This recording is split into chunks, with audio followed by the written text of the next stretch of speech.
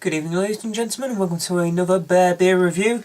Tonight you're going to get a little bit of history alongside your beer review. So we've got another beer from Jens from Germany. This one is the Kulmbacher Eisbock, also known as Gefroren on the bottom there. I hope I said that right in my best German accent. So, the story behind this. Now, I'd never heard of an Eisbock before. I know Bock means a strong lager, a strong beer, but Eisbock, ice literally meaning frozen water ice, Bock. So what does it mean? So I did a little bit of research on the tinterwebs and had a look at what we were talking about, and as far as I can tell, it's quite an interesting story. So back in 1890, in the German town of Kulmbach, the brewmaster of the Reichelbrau brewery told one of his little apprentices to roll the barrels of the freshly made Bock out and put it in the cellar to lager, to store. But the poor apprentice was rather tired that night, and he didn't want to have to roll out these big wooden barrels full of beer and put them into the cellar. So he managed to get them outside and thought, ugh, what's the harm? I can leave them outside for a day. It's cold out here anyway. We're only going to put them in a cold cellar. What's going to be the harm? So, story goes, the next day they come back and they are dismayed, because what has happened is all those beautiful barrels of Bock have split. All the barrels have cracked because the beer inside has frozen solid.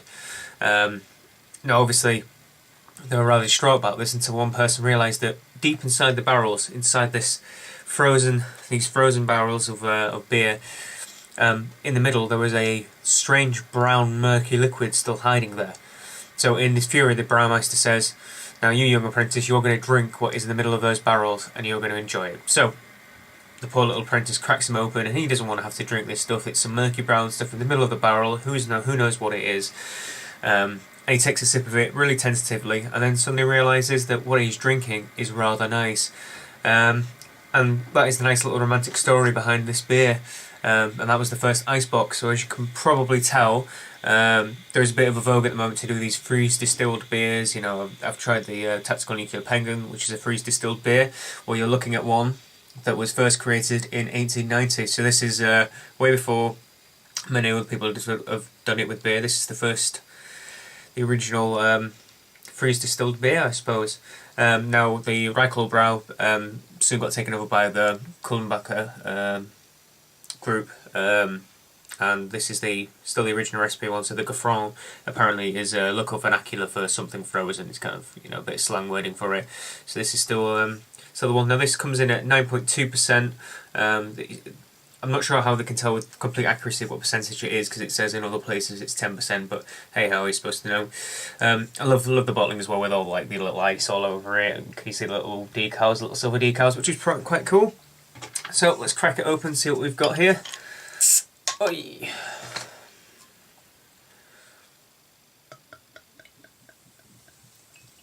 Now it's a lovely chestnut brown colour coming out there.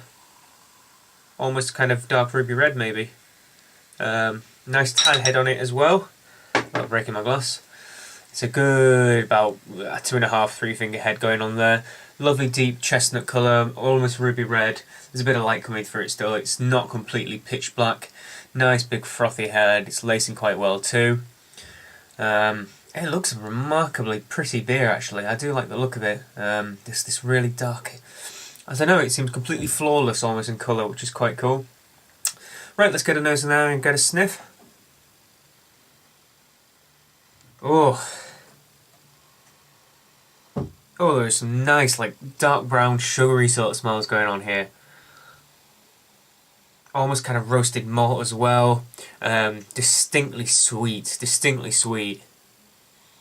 I can also feel the booze on my nose too. I can feel the alcohol in my nostrils. I mean, it's kind of what I was expecting from a Bock beer. In general, you get those sweet, unctuous, darker malt sort of flavours.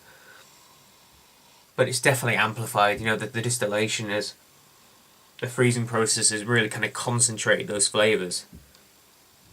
Those smells, I should say. And there is such a boozy kind of... My nose is getting drunk smelling that. My nose is getting drunk.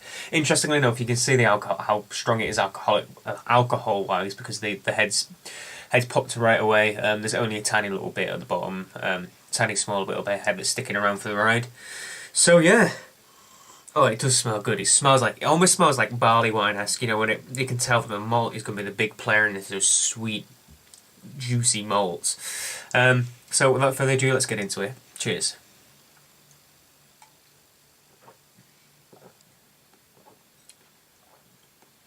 Oh yeah. Oh.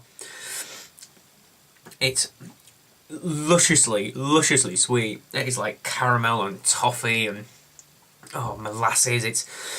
It's almost like fudgy too. It's sweet, gorgeous malt. I do like barley wines and those sort of beers, and this is like a comparative version to them. Lovely medium.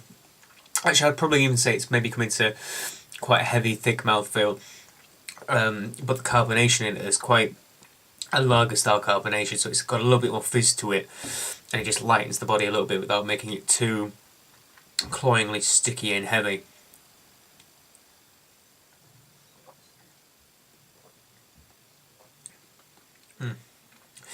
I can also kind of get a bit of, right at the end, you get through a bit of dark fruits as well, something more like plummy, some dark stone fruit. I mean, maybe more like prunes and datey sort of flavours. There's toffee. I really can't stress how much you get like the taste of brown sugar, of caramel, of toffee, all those sticky, gloopy, sweet things that you really enjoy, that you probably shouldn't enjoy, but you do. It tastes like them. It's really, really lovely, this. I can feel the burning going on in my belly too. There is just like a nice level of bitterness. It's not overly strong, but it definitely is residual in the mouth. The flavours, I think, carry on quite well. I'm still feeling the sweetness around my palate and in my mouth. But it's not as intense as before, and it just makes you want to drink more and more. It's like you get that onrush, that gorgeous sweetness. You get that residual bitterness just to remind you what you've had, and that sweetness just to remind you what you had, and to have another sip. So I shall.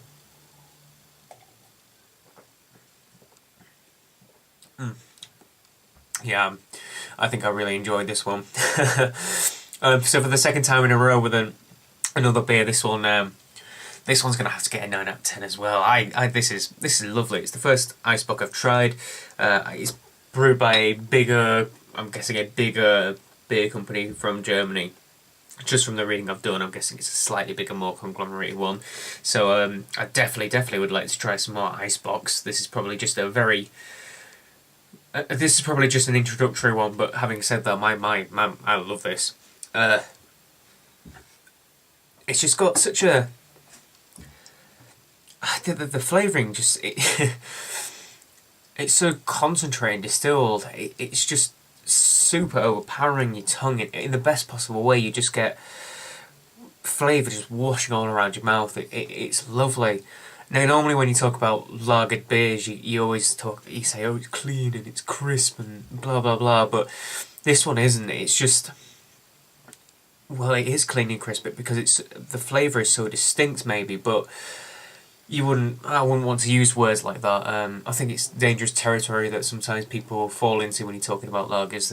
This one's just as rich and complex as other dark beers, or should I say dark ales. The only thing that I couldn't possibly pick out, I mean, and it's not designed to be, I'm sure it wasn't designed to be, there isn't much in the way of hop flavouring, there's just bitterness, unless, I suppose, some of that stone fruit things come out. But, I mean, this is a cracking beer. It's a cracking beer. Big and boozy, nice and chunky, gorgeously sweet. Yeah, really enjoy it. Really enjoying it. So, comment, like, favourite, subscribe, all the usual jazz. Please tell me what you think if you tried another Eisbock. I know there are a few more that are around. I can't remember any off the top of my head. I was having a look anyway. I know that some microbreweries or craft breweries do a few versions of Icebox as well, but I must admit this is the first time I've ever even seen the style, and it's certainly one that I'll be looking for again. I mean, it just seemed it is in it is just an amped up bock really, and if you think about the flavours in a bock, they've just been pushed even more to just absolute epitome of the flavour that you could get from them, which is why I really like it. I mean, I've seen the Sammy Klaus lager around, which I believe is like a super strong bock. That's about a 12% one, if I remember rightly. And if it's anything like this, I definitely want to get my hands on that.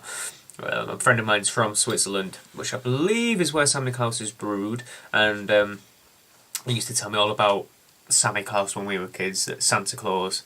So that's what Sammy Klaus is. It's just his name in Switzerland, and I guess in Germany. No, it's Saint Nicholas, isn't it? In Switzerland then, and they've got this strong lager there too, which I assume is much the same sort of thing, an Eisbock or a bock that's been somehow massively distilled anyway. So yeah, please tell me what you think if you've tried this or any other style. And until the next beer review, I'm going to sit here and sip this gorgeous beer. Thank you ever so much.